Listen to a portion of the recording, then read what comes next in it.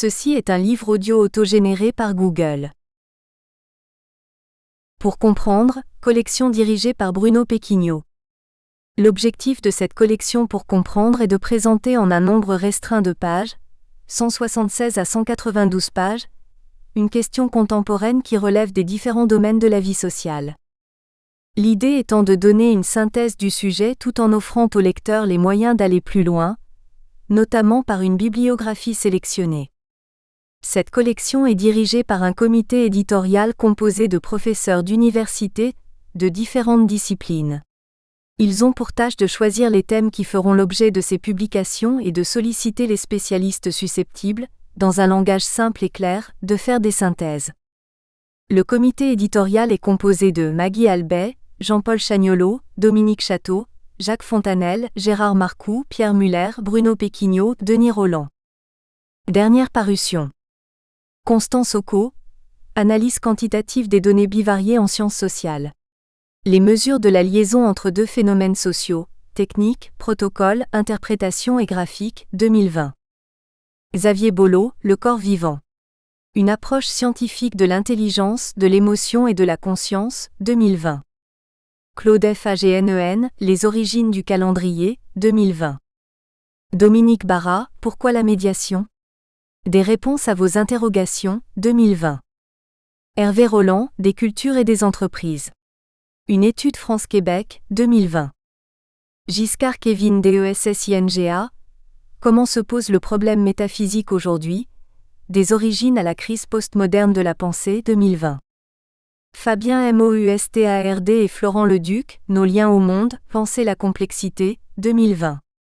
Nicole Perruy-Séfache, Sacrifice humain, une histoire de la prédation sociale, essai anthropologique, 2019.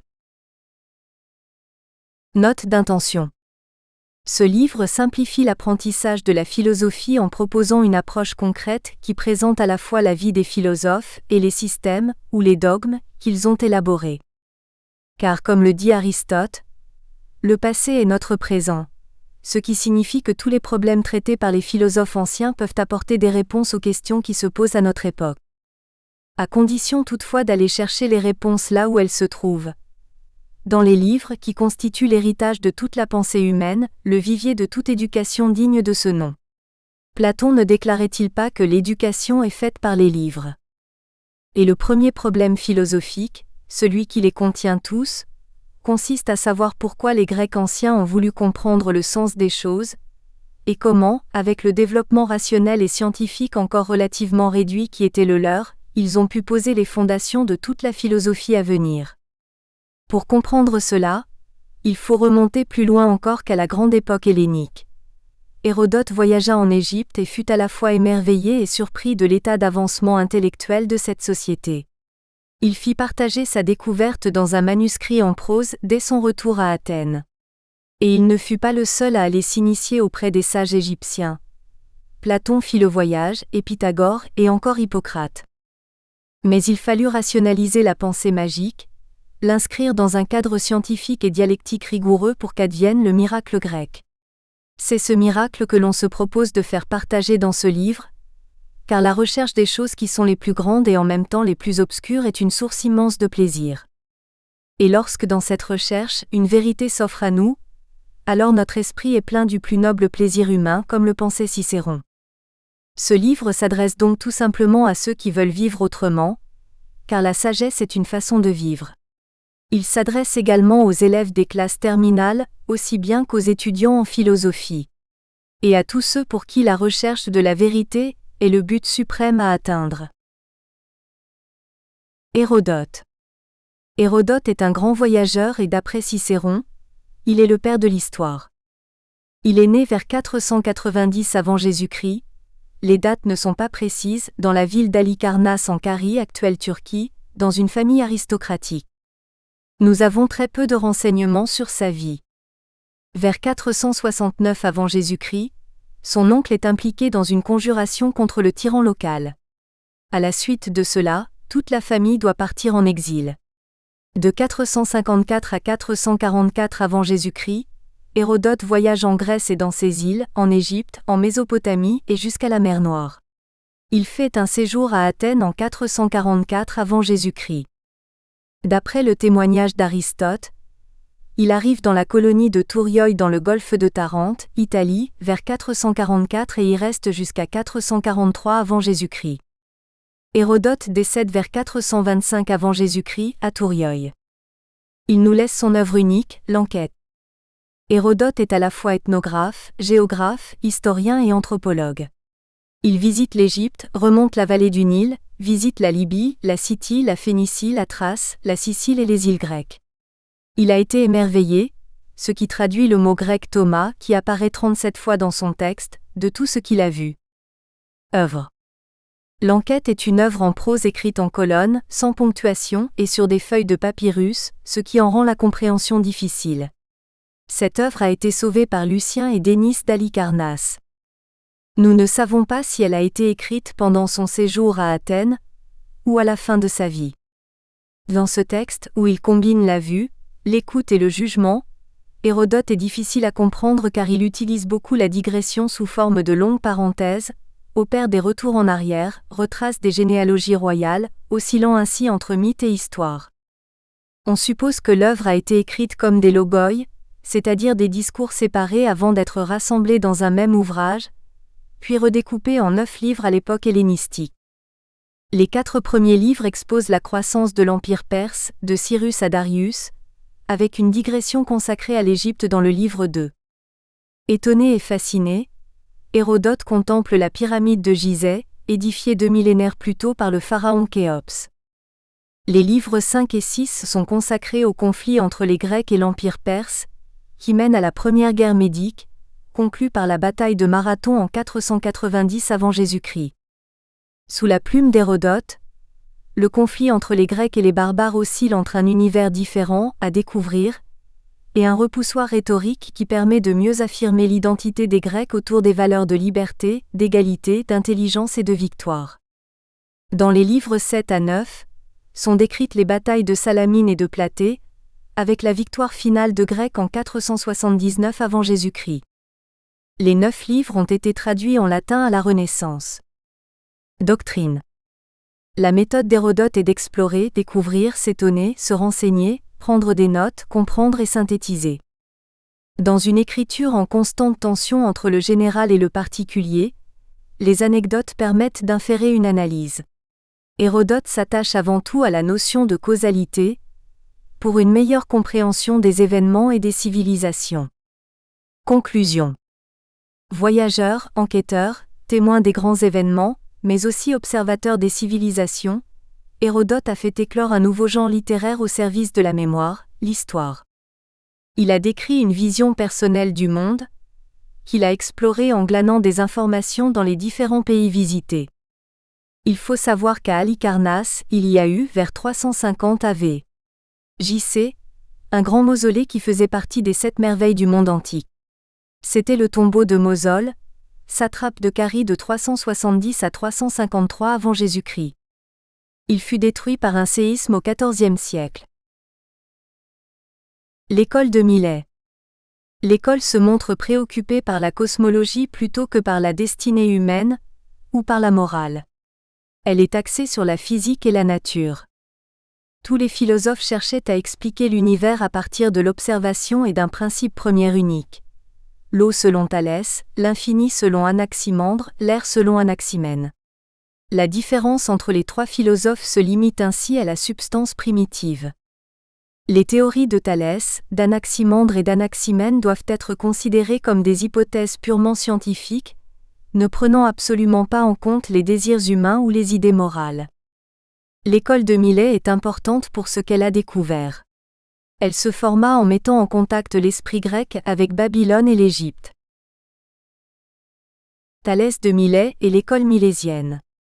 Thalès est né à Milet, en Asie mineure, l'actuelle Turquie, vers 624 ou 600 avant Jésus-Christ, et mort vers 547 avant Jésus-Christ, les dates ne sont pas certaines. Concernant la datation, la meilleure preuve que nous ayons est la célébrité qu'il acquit en prédisant une éclipse qui, d'après les astronomes, dut avoir lieu en 585 avant Jésus-Christ. Les connaissances de Thalès en la matière se limitent vraisemblablement à cela. Hérodote, lui, raconte cette éclipse dans son œuvre. À l'époque de Thalès, on s'intéressait particulièrement à la météorologie. Thalès était un homme de science, un savant universel, curieux de tout, astronome et grand observateur. Il fut le premier à se demander, interrogation à présent fondamentale, de quoi le monde est fait. Il fut le premier mathématicien dont l'histoire ait retenu le nom. Thalès voyagea en Égypte et il rapporta en Grèce les principes de la géométrie. Il eut une activité politique qui lui coûta sa place parmi les 7 sages. Beaucoup de légendes se sont formées autour de son nom, car nous ne disposons pas d'informations suffisamment précises à son sujet. Thalès fonda l'école de Milet avec Anaximandre et Anaximène. L'Égypte a considérablement influencé les penseurs de Milet. Il faut savoir que l'écriture a été inventée en Égypte vers 4000 avant Jésus-Christ, et à Babylone peu après. D'après Thalès, la Terre flotte sur l'eau, laquelle est la cause matérielle de toute chose. Postulat lié à l'existence et l'intervention de Dieu. L'aimant est vivant, car il a le pouvoir de mouvoir le fer. L'avis d'Aristote est que Thalès croyait à une âme du monde. Anaximandre. Anaximandre est plus intéressant que Thalès de Milet.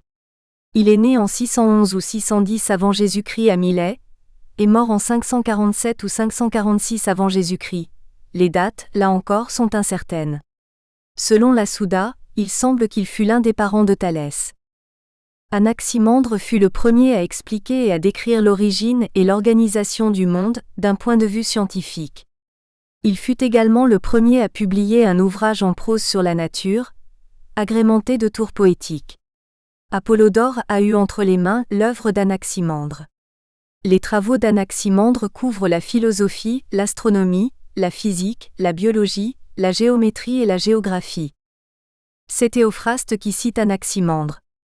Il y avait un mouvement éternel au cours duquel s'accomplit la naissance des mondes. Anaximandre enseignait qu'il y avait une substance éternelle et indestructible, dont toute chose naît et à laquelle toute chose retourne. C'est le développement naturel de la pensée d'Anaximandre. D'après John Burney dans son livre L'aurore de la philosophie grecque. Ainsi, Anaximandre se demanda comment la substance primordiale pouvait être un des éléments inhérents à l'infini. Il démontra, en s'appuyant sur un raisonnement rigoureux, que la substance primitive ne pouvait être ni l'eau ni aucun élément connu. Car ces éléments sont en opposition les uns avec les autres. Aristote écrivit dans sa Physique que les éléments sont en opposition les uns avec les autres, l'air est froid, l'eau humide, le feu chaud, et c'est pourquoi si l'un d'eux était infini, les autres cesseraient à l'instant d'exister. Doctrine. Anaximandre fut le premier à avoir conscience de la dualité d'un monde composé de principes contraires. Le monde est à la fois un en son principe premier, et multiple en ses éléments, agité donc, de forces contradictoires tenues en équilibre par un principe d'harmonie. Dans ces conditions, Aristote avance sa doctrine de la matière indéterminée. Le principe des choses pour Anaximandre est l'apeiron qui est l'infini ou l'illimité. Anaximandre concevait l'apeiron comme une substance ou un principe originel, source de tout, éternel et indestructible, la cause de la génération et de la destruction de tout. Son postulat est le suivant: seul ce qui est illimité et indéterminé peut être une cause universelle, indestructible et permanente. La primauté de l'apeiron garantit la permanence d'un ordre égalitaire car il impose sa loi commune. Le terme d'apeiron a entraîné des difficultés quant à une interprétation précise, car il ne permet pas de savoir de manière certaine ce que voulait dire Anaximandre, comment le mot était utilisé et l'usage spécifique qu'il en fait lui-même. Apeiron pourrait en effet se traduire par « ce qui est privé de limite » ou « ce qui peut se parcourir ». Deux solutions sont proposées. Pour Aristote, le concept de l'apeiron est un mélange des opposés et il est donc immanent au devenir, il en est la matière. Interprétation soutenue par Abel Ray et Kahn. Les scientifiques proposent une autre interprétation selon laquelle il n'est rien de matériel, il n'est donc ni un mélange ni un intermédiaire entre les éléments. Mais si l'apeiron n'a rien de matériel, comment Anaximandre peut-il en faire une cause générale des choses? Les philosophes se posent la question encore aujourd'hui. Il semble qu'Anaximandre fut le père de la cosmologie et le fondateur de l'astronomie.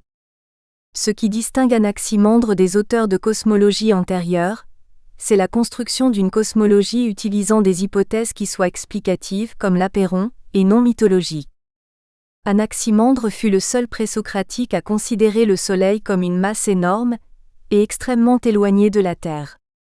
Il a montré que la Lune reçoit la lumière du Soleil, et de quelle manière elle s'éclipse. Selon Diogène Laërce, il aurait même construit une sphère céleste. À partir de l'apeiron, Anaximandre explique comment se forment les 4 éléments, l'air, la terre, l'eau et le feu. Par l'effet de leur interaction se forment la Terre et les êtres qui la peuplent. Selon lui, l'univers tire son origine de la séparation des contraires de la matière primordiale. Il soutenait que toute chose qui meurt retourne à l'élément dont elle est issue. D'après Anaximandre, ce dont il y a génération des entités, en cela aussi se produit leur destruction, selon la nécessité, car elles se rendent les unes aux autres justice et réparation de leur injustice selon l'assignation du temps. Selon Simplicius, Anaximandre suggérait déjà la pluralité des mondes. Cette théorie rapprocherait Anaximandre des atomistes et des épicuriens qui, plus d'un siècle plus tard, affirmèrent également qu'une infinité de mondes existait. Anaximandre fut le premier à concevoir un modèle mécanique du monde. La Terre flotte en équilibre immobile au centre de l'infini, sans être soutenue par quoi que ce soit. Sa forme est celle d'un cylindre dont la hauteur est le tiers de son diamètre. Elle est entourée d'une masse océanique circulaire. Karl Popper considérait cette idée comme le point de naissance de la pensée scientifique. Anaximandre s'interrogea sur la naissance de la vie des hommes et des animaux. Sansorin écrit: Anaximandre de Milet estimait que de l'eau et de la terre réchauffée étaient sortis des poissons ou des animaux, et de cela sont formés les hommes. Sur la météorologie, Anaximandre expliquait des phénomènes tels que le tonnerre et les éclairs par l'intervention des éléments et non par des causes divines. Le bruit du tonnerre est produit par le choc des nuages sous l'action du vent. L'éclair serait une secousse d'air qui se disperse et tombe en permettant à un feu peu actif de se dégager. La foudre, quant à elle, est le résultat d'un courant d'air plus violent et plus dense. Dans la cartographie, l'innovation d'Anaximandre est d'avoir dessiné une représentation de l'ensemble de la Terre habitée par les hommes, distincte de la Terre considérée comme une entité cosmologique et telle que les Grecs la concevaient à cette époque.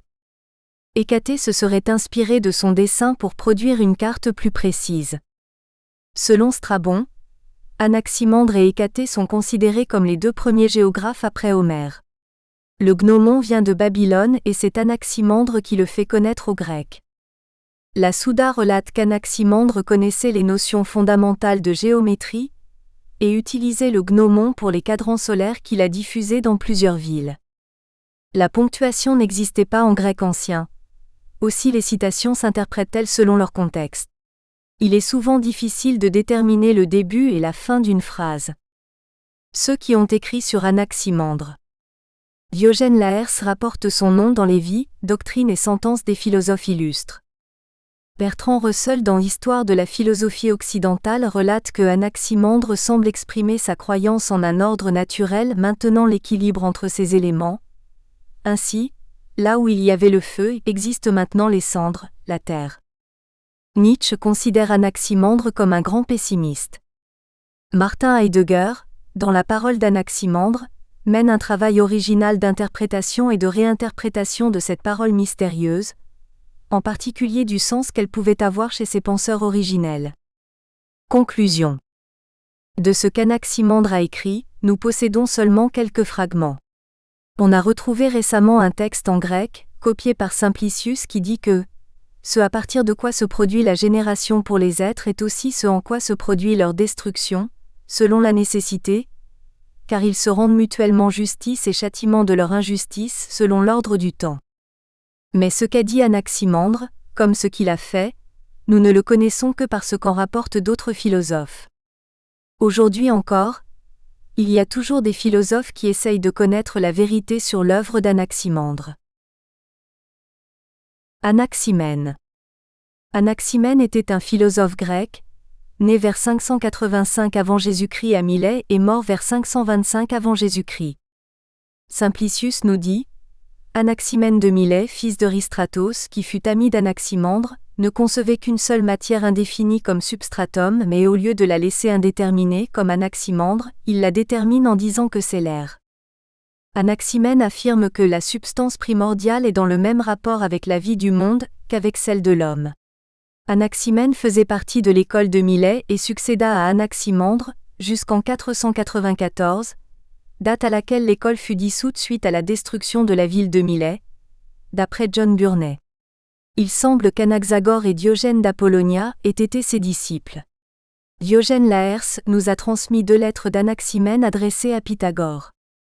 Selon Théophraste, Anaximène a écrit un livre en ionien simple. De ses écrits nous est parvenu un fragment qui dit « De même que notre âme est en air, nous soutient, le souffle et l'air environnent le monde entier », d'après John Burney. Anaximène semble avoir élaboré son système, où il rejette la théorie de son prédécesseur Anaximandre. Théophraste est l'un des philosophes qui a consacré une monographie dédiée à Anaximène. Doctrine d'Anaximène. La substance première est l'air. La forme de l'air est la suivante. Il se sépare en diverses substances en vertu de sa raréfaction et de sa condensation. Quand il est dilaté de façon à être rare, il devient feu, tandis que d'autre part, les vents sont de l'air condensé. Les nuages se forment à partir de l'air par foulage, et quand ils se condensent davantage, ils deviennent eau. En continuant à se condenser, l'eau devient terre puis pierre, d'après Théophraste. Anaximène concevait la terre plate comme une table ronde, et l'air l'enveloppant toute.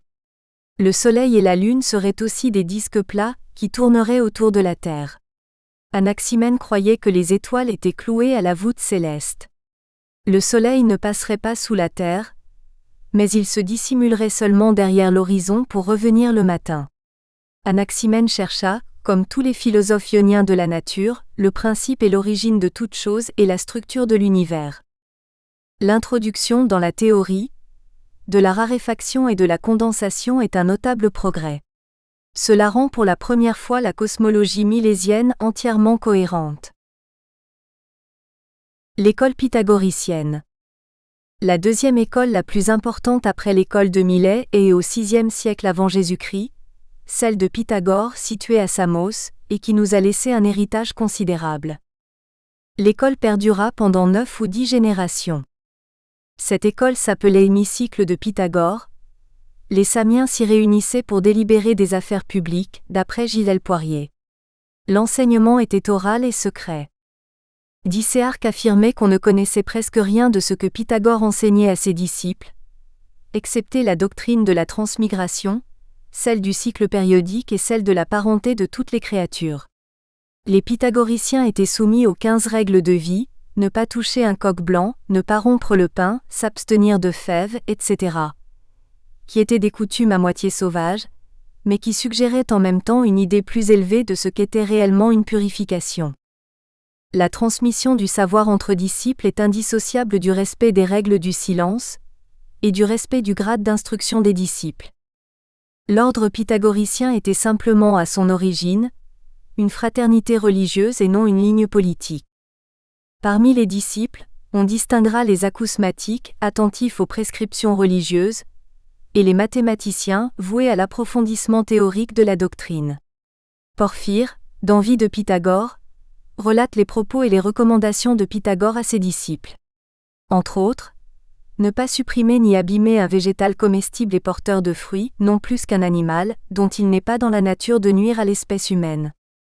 La théorie des pythagoriciens, qu'elle soit philosophique, mathématique, physique, astronomique ou encore musicale, voire la gamme naturelle, était couronnée par ce qu'ils appelaient la tétractis, c'est-à-dire une décade composée de l'union des 4 premiers nombres.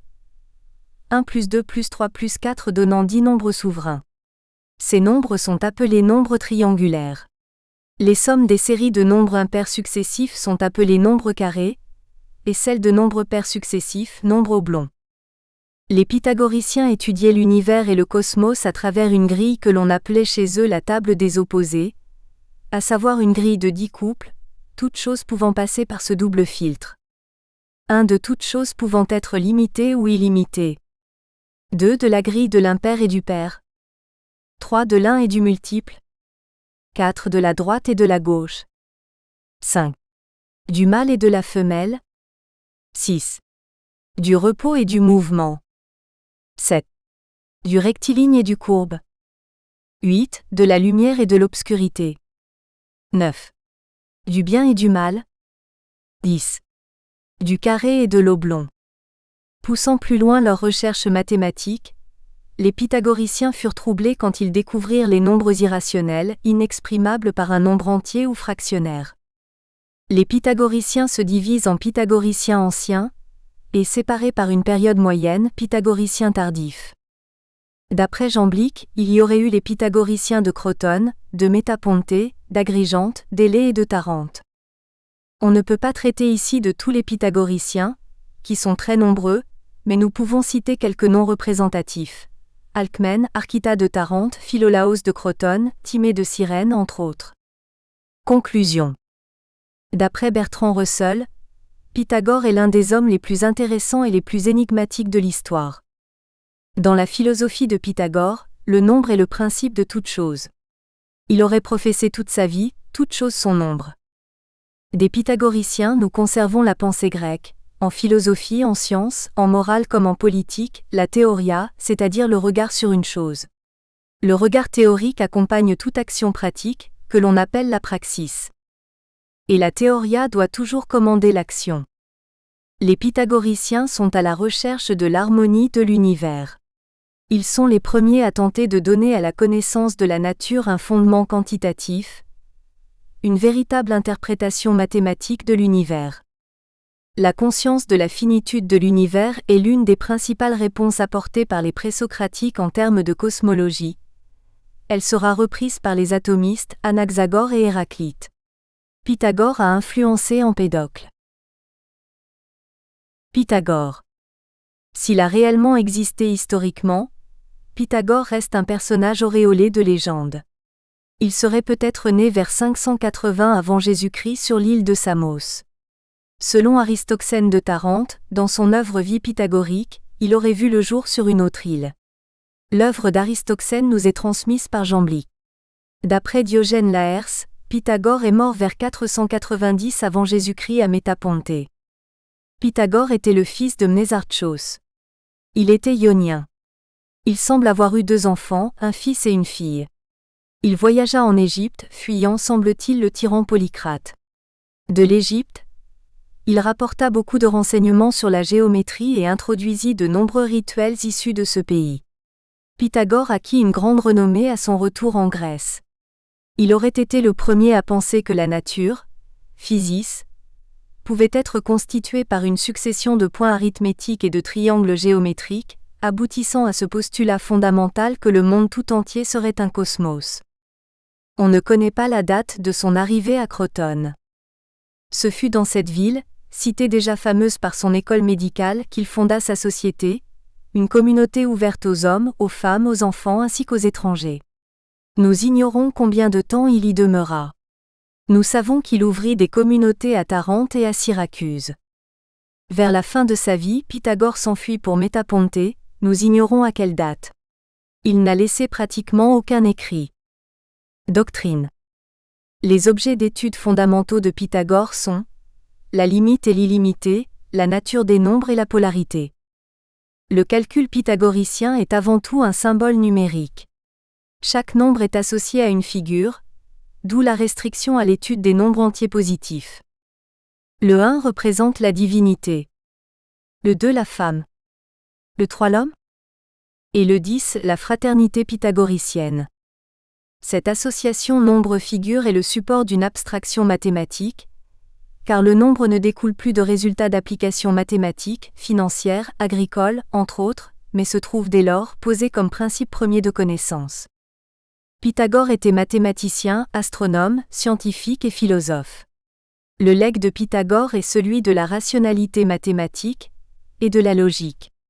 Il démontra le principe de dichotomie, la division par 2 à l'infini, processus qui par définition n'a pas de terme et fait entrer l'infini dans la science du nombre. Comme père des mathématiques, il a permis d'accroître la liberté de penser dans un univers grec qui se désacralisait, pour faire confiance à l'intelligence de l'homme et à sa maîtrise mathématique du monde. À travers la doctrine de Pythagore, le mot théorie acquit peu à peu sa signification actuelle. D'après Dicéarque, Pythagore enseignait d'abord que l'âme est une chose immortelle et qu'elle est transformée en d'autres choses vivantes, ensuite que tout ce qui vient à l'existence renaît dans la révolution d'un certain cycle, rien n'étant absolument nouveau. Toutes les choses qui naissent avec un principe de vie devraient être présentées comme étant semblables. Pythagore enseignait la parenté des bêtes et des hommes, et nous en déduisons que sa règle d'abstinence par rapport aux viandes était fondée, non pas sur des motifs humanitaires ou ascétiques, mais sur un tabou. Voir la défense de l'abstinence de Porphyre. Pythagore mangeait cependant de la viande à l'exception de celle de bœuf. Anaxagore. Anaxagore signifiait en grec ancien chef de l'assemblée. Anaxagore naquit à Clazomène en Ionie, près d'Izmir dans l'actuelle Turquie, vers 500 avant Jésus-Christ. D'après Apollodore, il serait mort l'année où naquit Platon, vers 428 ou 427 avant Jésus-Christ à Lampsaque. Théophraste nous apprend que son père s'appelait Tégésiboula, et qu'il appartenait à une famille distinguée dans l'État. D'après Platon, il abandonna ses biens pour se consacrer à la science. Il était vu comme un homme qui mène une vie théorique. D'après Démétrius, Anaxagore passa 30 années de son existence à Athènes, de 462 à 432 avant Jésus-Christ, dans le cercle éclairé qui entourait Périclès. Platon, dans Phèdre, dit que Périclès fut conquis par Anaxagore qui était un homme de science. Apollodore nous rapporte qu'il commença à étudier la philosophie à Athènes à l'âge de 20 ans, sous l'archontat de Callias ou de Calière. Anaxagore était le premier philosophe venu se fixer à Athènes. Il y suivit la philosophie d'Anaximène. On suppose qu'Anaxagore a donné des cours à Athènes, et que Périclès et Euripide étaient ses élèves. Ptolémée Philadelphe qualifiait Euripide de nourrisson du brave Anaxagore. Vers 468, Anaxagore fit des observations sur un météore qui tomba dans l'Hégopotamos. Il était surnommé l'intellect, selon Théophraste, car il soutenait que l'intelligence était la cause de l'univers. Il proclamait aussi que seul le cosmos importe dans la vie. Vers 431, Anaxagore fut condamné par Périclès à l'issue d'un procès pour impiété. Les détails du procès sont assez obscurs. Nous savons par Platon qu'il était reproché à Anaxagore d'enseigner que le soleil est une pierre incandescente, et que la lune est de la terre. Selon Apollodore, il fut tiré peu de temps après de prison par Périclès. Condamné finalement comme athée, il retourna en Ionie où il allait être libre d'enseigner en toute liberté. Anaxagore se fixa à Lampsaque, une colonie de Milet en Asie mineure, où il fonda une école. C'est dans cette ville qu'il mourut. Œuvre. D'après Diogène Laërce, Anaxagore a écrit, dans un style élevé et agréable à lire, un seul livre en prose, Apologie, qui se trouvait à la bibliothèque d'Alexandrie. Ce livre était semble-t-il assez long, et vraisemblablement divisé en plusieurs parties. Simplicius put en consulter un exemplaire, et c'est par lui que nous avons la conservation de tous les fragments existants. L'œuvre d'Anaxagore reste toutefois difficile à comprendre avec précision, car nous possédons uniquement les fragments qui traitent des principes généraux. Il nous manque les développements d'Anaxagore quant à ces principes. Ces fragments ont été arrangés Nous espérons que vous avez apprécié cet aperçu. Pour continuer à écouter ce livre audio sur Google Play Livres, utilisez le lien dans la description de la vidéo.